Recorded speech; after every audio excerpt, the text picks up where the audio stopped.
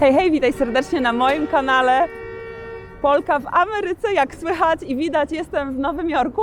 Zabieram Was tutaj na szybki, świąteczny spacer. Pokażę Wam moje ulubione miejsce świąteczne, mianowicie Bryant Park, gdzie teraz stoi piękna choinka, lodowisko i jarmark świąteczny. Także zapraszam Was serdecznie na ten odcinek z Nowego Jorku.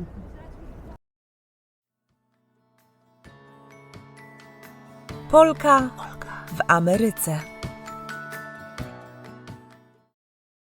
Chciałam Wam pokazać, jestem w drodze do Nowego Jorku z New Jersey. To Wam pokażę zaraz, jak wychodzę z pociągu. Tak to wygląda.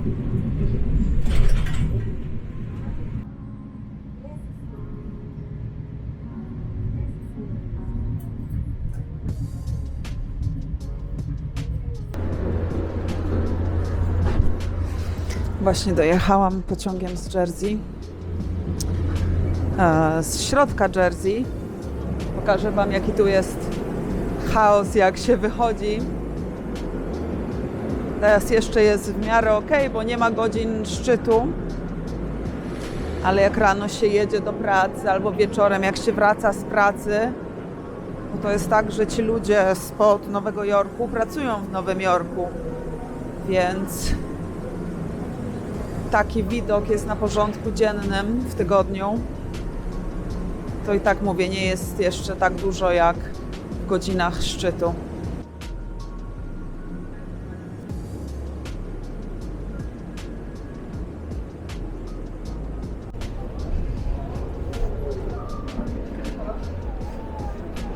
Okay, już tu jestem na dworcu.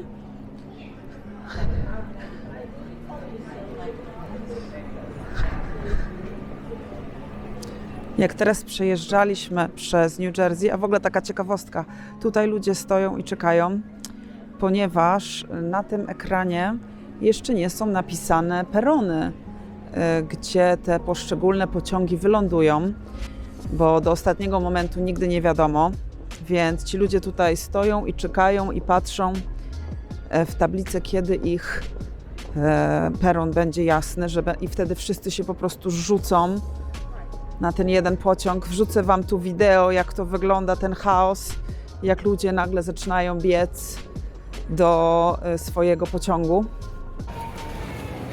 Na kilka minut przed tym, jak odjeżdża Twój pociąg, na ekranku wyświetlają numer toru, na który przyjedzie. Mój jest niebieski, jeszcze nie wiem, dlatego czekam na schodach, bo nie ma poczekalni. Musiałam czekać 40 minut, a tym ludziom właśnie powiedziano, na który tor mają iść. I teraz jest ścisk.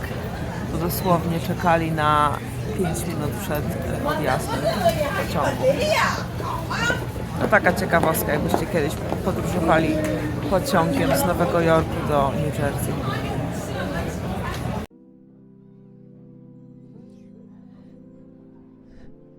I powiem Wam, że jak teraz przejeżdżaliśmy przez Newark, New Jersey, Newark to jest tam, gdzie jest lotnisko, to było, widziałam po raz pierwszy w życiu w ogóle, widziałam tutaj 2 namioty pod mostem, w których ktoś zapewne żyje i mieszka. Trochę mam coś do powiedzenia na ten temat, a jednak muszę iść w drugą stronę, ale chociaż więcej dworca Wam pokażę. W każdym razie dla mnie to nie jest aż tak oczywiste, że ludzie śpią pod mostem w USA, w sensie boję się trochę pojechać do Kalifornii, bo wiem, że tam jest ciepło cały rok, więc tam ci bezdomni zjeżdżają się po prostu i faktycznie śpią pod tymi mostami. To są całe wręcz dzielnice. Gadałam z kolegą przewodnikiem, który też właśnie oprowadza po Kalifornii i mówił, że on już czasem nie wie, o czym innym opowiadać niż o tej sytuacji z bezdomnymi, bo po prostu jest ich tyle. I tak mieszkają po prostu po kątach i uzależnienie od fentanylu i od opioidów i od heroiny Teraz zresztą jestem na jednym tutaj z głównych dworców. Mamy parę. No, mamy raz, dwa, powiedzmy 2 główne dworce.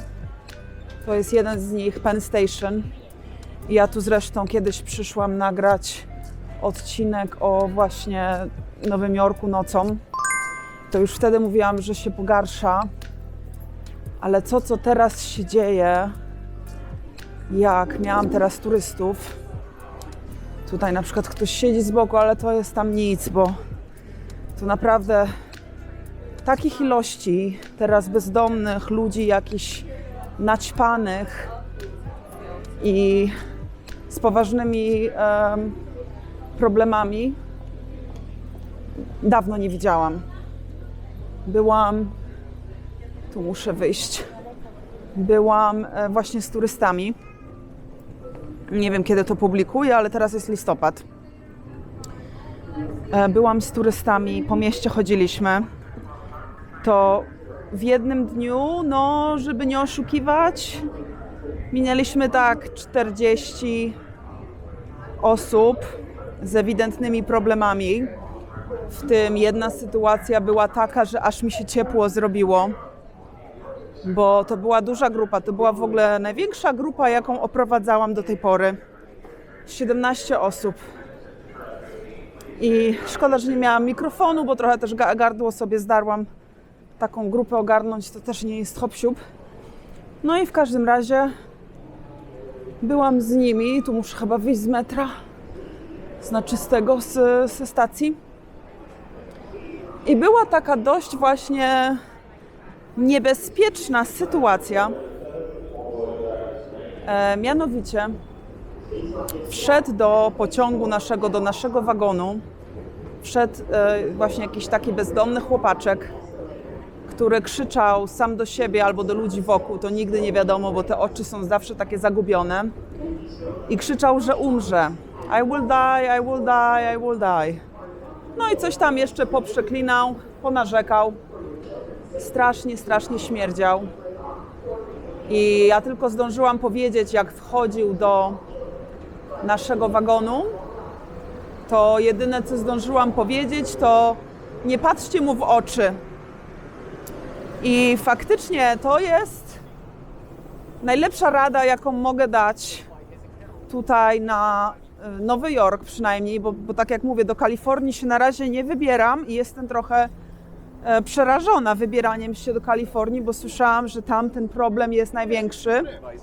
Tutaj na przykład też jest jakiś taki facet, który teraz policja rozmawia z jakimś takim chłopakiem, facetem tego typu. Anyway, niby Kalifornia ma najsilniejszą ekonomię, najsilniejszą gospodarkę w całych Stanach Zjednoczonych. I jakby się odłączyli do USA, to ponoć byliby 5. najbardziej zamożnym państwem na świecie. Ale właśnie ta bezdomność przerażająca jest. No i powiedziałam tym moim ludziom, żeby nie patrzyli mu w oczy. I faktycznie facet pokrzyczał, pogadał, zjadł chipsa dosłownie z podłogi, z metra. Leżał jakiś taki rozdeptany chips i on go podniósł i go zjadł. Przy okazji pokażę Wam tutaj okolice. Jestem przy 34 ulicy i 7 alei. Tam się wyłania, nie wiem czy widzicie taką małą iglicę, to jest iglica tam przy Times Square. Natomiast tutaj jest Empire State Building. No i w każdym razie było tak, że ci moi turyści po prostu powiedzieli, że tu kolejna jakaś osoba bezdomna idzie ze swoim dobytkiem całym i ktoś może pomoże tej osobie, tak, próbuje jej pomóc, ale ta osoba nie chce pomocy. Anyway, w każdym razie no było nieprzyjemnie, naprawdę było nieprzyjemnie i cieszyłam się, że już po wszystkim, że nic się nam nie stało, bo to różnie może się skończyć. I jeszcze nigdy po prostu nie widziałam aż tylu bezdomnych w Nowym Jorku, co z tą grupą tego dnia. No i w pewnym momencie, tak jak mi opowiadał ten przewodnik, faktycznie jest aż głupio, bo aż nie wiesz co powiedzieć. Co się kurde wydarzyło? Ten kapitalizm za daleko zaszedł. Ten American Dream już tak naprawdę nie istnieje. Także przejeżdża akurat metro.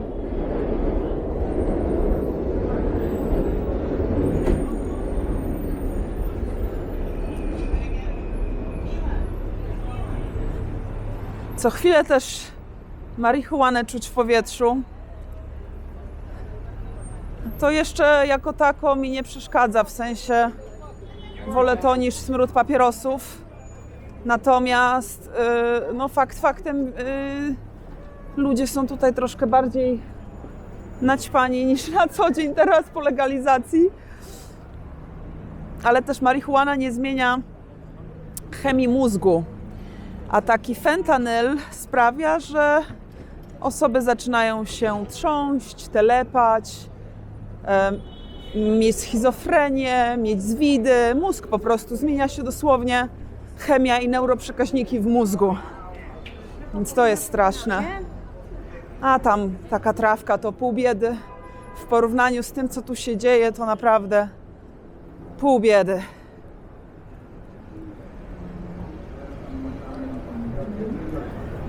Jest teraz 17, także trochę więcej ludzi na ulicy, bo wyszli pewnie z pracy. Uważajcie na to, jakbyście byli w Nowym Jorku, na tych rowerzystów, bo oni pobierają między 6 a 8 dolarów za minutę. Moi turyści się ostatnio zdziwili, że po 10 minutach koleś im kazał zapłacić 70 dolarów. Taka ciekawostka. Jestem co prawda na alei, która prowadzi do Times Square, ale nie zabieram Was na Times Square, a zabieram Was, tak jak mówiłam, na jarmark świąteczny w moim ulubionym miejscu, czyli w Bryant Parku.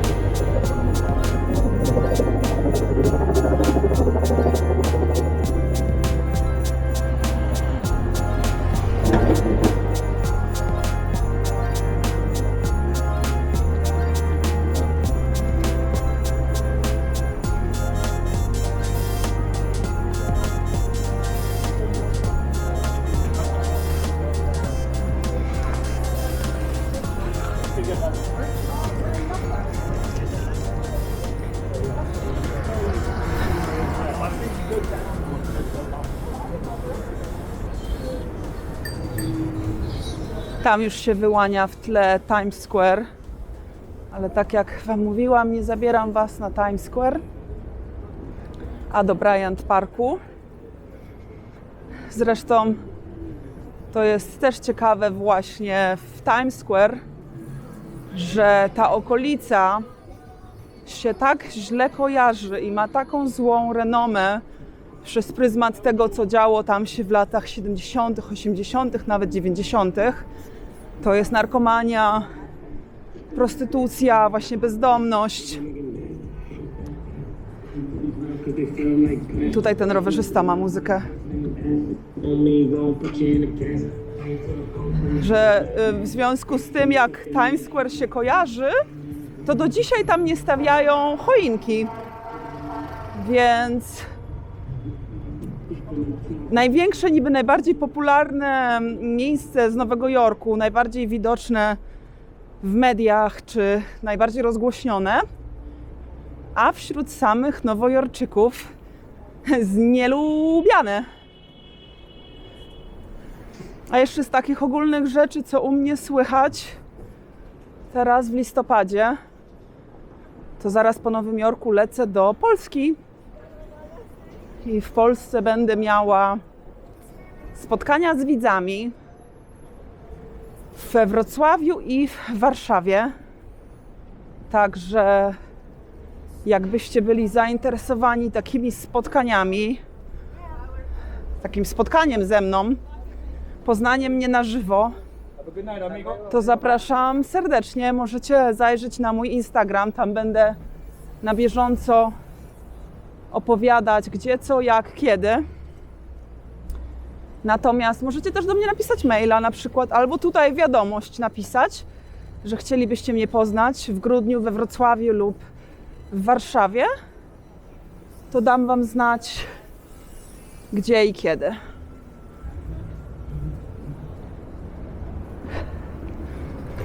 A ja dzisiaj wyszłam z domu właśnie od kolegi, u którego się zatrzymałam w New Jersey, bo idę z koleżanką na Broadway.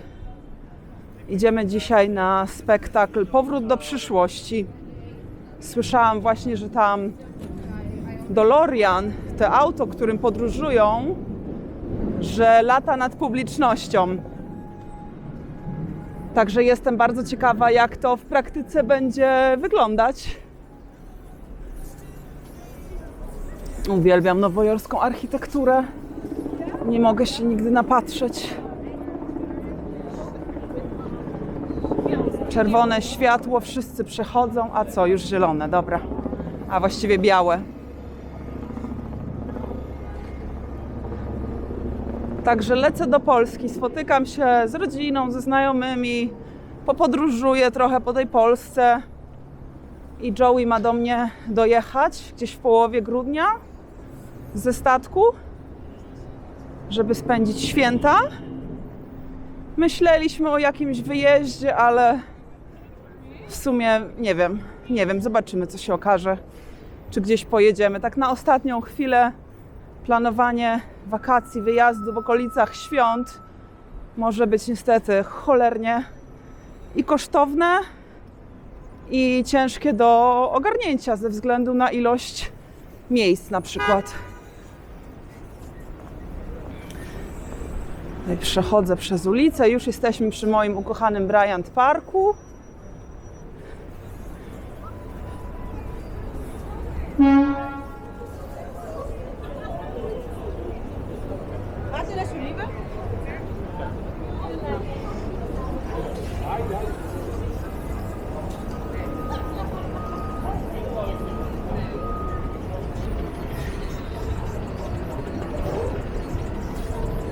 A dobra, przychodzę, ale już jest zielone i tak.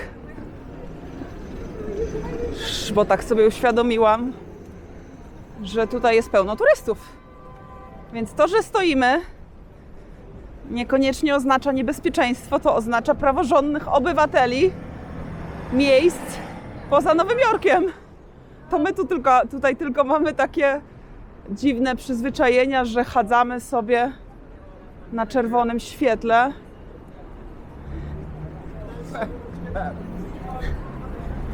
Dobra, to zapraszam Was w takim razie teraz na jazdę bez trzymanki, na przygodę. Enjoy! bo przez następne kilka minut do końca tego odcinka widoki będą przepiękne. Zaczynamy.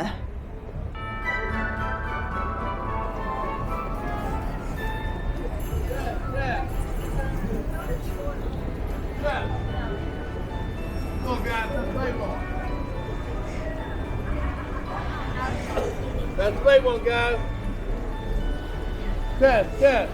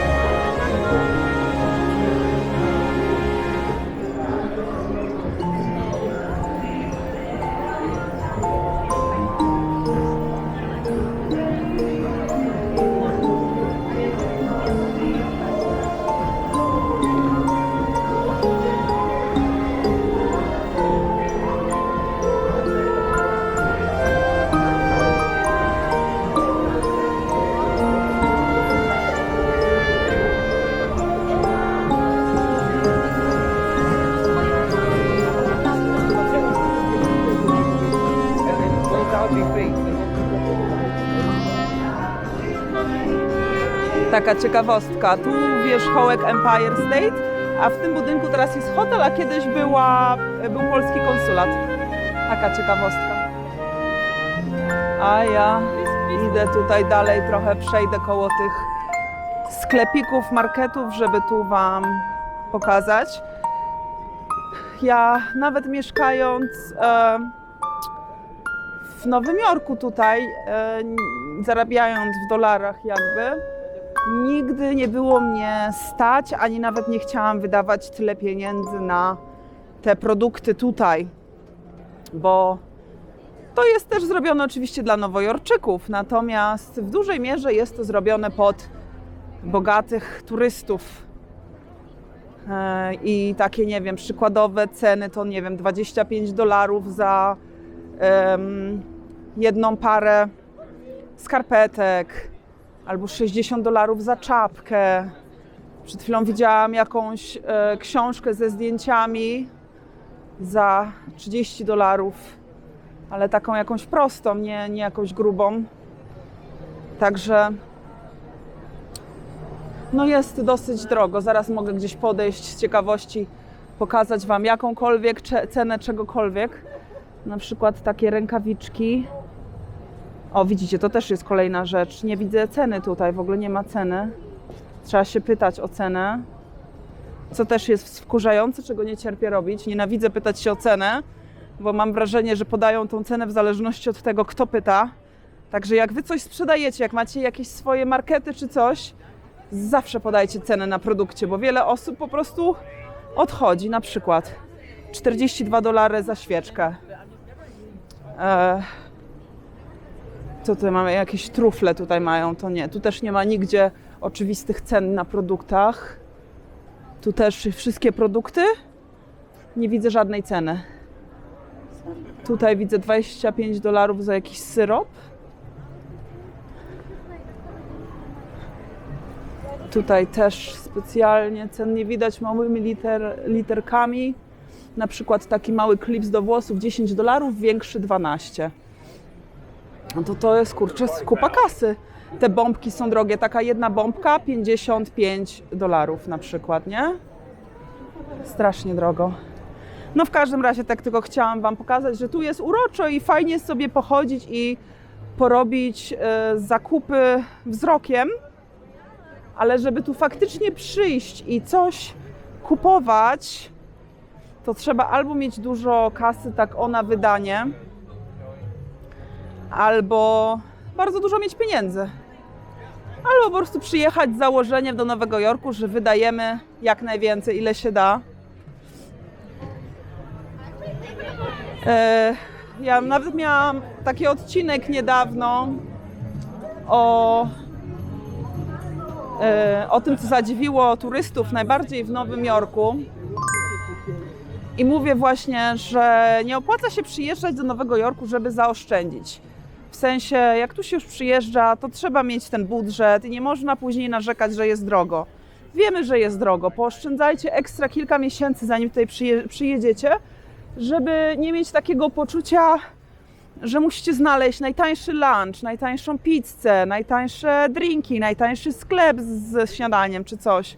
Żeby po prostu móc sobie tutaj normalnie funkcjonować bez presji,